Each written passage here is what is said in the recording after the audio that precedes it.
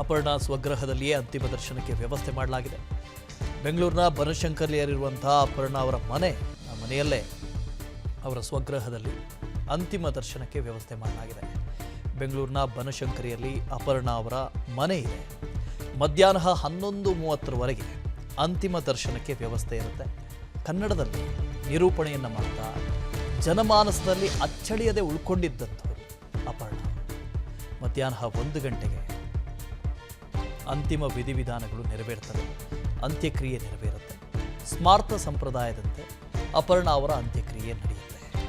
ಬನಶಂಕರಿಯ ಚಿತಾಗಾರದಲ್ಲಿ ಅಪರ್ಣಾ ಅವರ ಅಂತ್ಯಕ್ರಿಯೆಗೆ ಸಿದ್ಧತೆ ಆಗ್ತಾ ಇದೆ.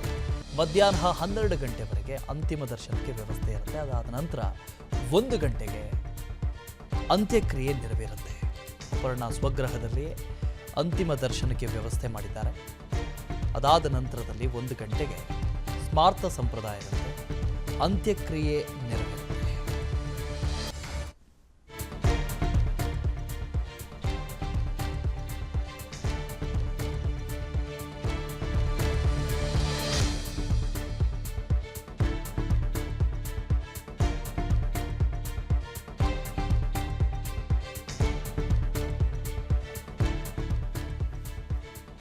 ಅಪರ್ಣಾ ಸ್ವಗೃಹದಲ್ಲಿಯೇ ಅಂತಿಮ ದರ್ಶನಕ್ಕೆ ವ್ಯವಸ್ಥೆ ಮಾಡಲಾಗಿದೆ.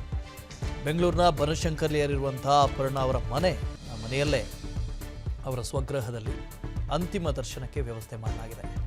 ಬೆಂಗಳೂರಿನ ಬನಶಂಕರಿಯಲ್ಲಿ ಅಪರ್ಣಾ ಅವರ ಮನೆ ಇದೆ. ಮಧ್ಯಾಹ್ನ 11:30 ಅಂತಿಮ ದರ್ಶನಕ್ಕೆ ವ್ಯವಸ್ಥೆ ಇರುತ್ತೆ. ಕನ್ನಡದಲ್ಲಿ ನಿರೂಪಣೆಯನ್ನು ಮಾಡ್ತಾ ಜನಮಾನಸದಲ್ಲಿ ಅಚ್ಚಳಿಯದೆ ಉಳ್ಕೊಂಡಿದ್ದಂಥವರು ಅಪರ್ಣಾ. ಮಧ್ಯಾಹ್ನ 1 ಗಂಟೆಗೆ ಅಂತಿಮ ವಿಧಿವಿಧಾನಗಳು ನೆರವೇರ್ತವೆ, ಅಂತ್ಯಕ್ರಿಯೆ ನೆರವೇರುತ್ತೆ. ಸ್ಮಾರ್ತ ಸಂಪ್ರದಾಯದಂತೆ ಅಪರ್ಣಾ ಅವರ ಅಂತ್ಯಕ್ರಿಯೆ ನಡೆಯುತ್ತೆ. ಬನಶಂಕರಿಯ ಚಿತಾಗಾರದಲ್ಲಿ ಅಪರ್ಣಾ ಅವರ ಅಂತ್ಯಕ್ರಿಯೆಗೆ ಸಿದ್ಧತೆ ಆಗ್ತಾ ಇದೆ. ಮಧ್ಯಾಹ್ನ 12 ಗಂಟೆವರೆಗೆ ಅಂತಿಮ ದರ್ಶನಕ್ಕೆ ವ್ಯವಸ್ಥೆ ಇರುತ್ತೆ. ಅದಾದ ನಂತರ 1 ಗಂಟೆಗೆ ಅಂತ್ಯಕ್ರಿಯೆ ನೆರವೇರುತ್ತೆ. ಅಪರ್ಣಾ ಸ್ವಗೃಹದಲ್ಲಿ ಅಂತಿಮ ದರ್ಶನಕ್ಕೆ ವ್ಯವಸ್ಥೆ ಮಾಡಿದ್ದಾರೆ. ಅದಾದ ನಂತರದಲ್ಲಿ 1 ಗಂಟೆಗೆ ಸ್ಮಾರ್ತ ಸಂಪ್ರದಾಯದಂತೆ ಅಂತ್ಯಕ್ರಿಯೆ ನೆರವೇರುತ್ತೆ.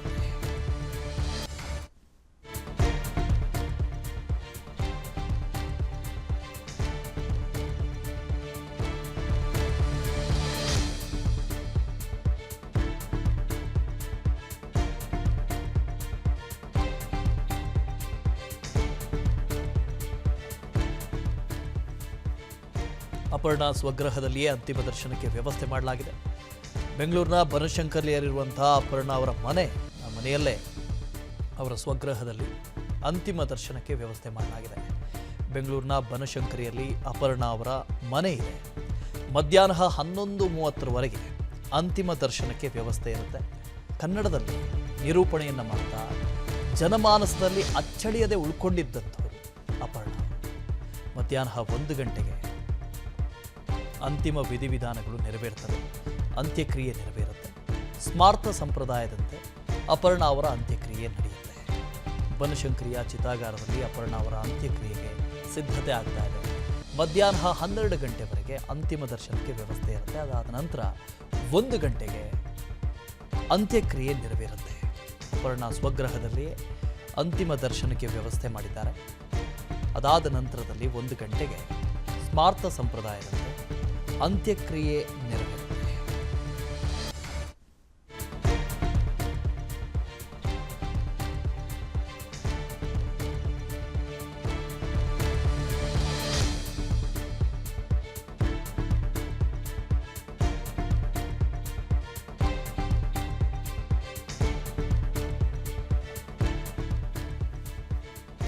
ಅಪರ್ಣಾ ಸ್ವಗೃಹದಲ್ಲಿಯೇ ಅಂತಿಮ ದರ್ಶನಕ್ಕೆ ವ್ಯವಸ್ಥೆ ಮಾಡಲಾಗಿದೆ.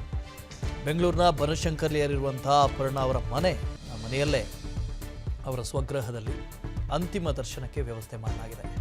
ಬೆಂಗಳೂರಿನ ಬನಶಂಕರಿಯಲ್ಲಿ ಅಪರ್ಣಾ ಅವರ ಮನೆ ಇದೆ. ಮಧ್ಯಾಹ್ನ 11:30 ಅಂತಿಮ ದರ್ಶನಕ್ಕೆ ವ್ಯವಸ್ಥೆ ಇರುತ್ತೆ.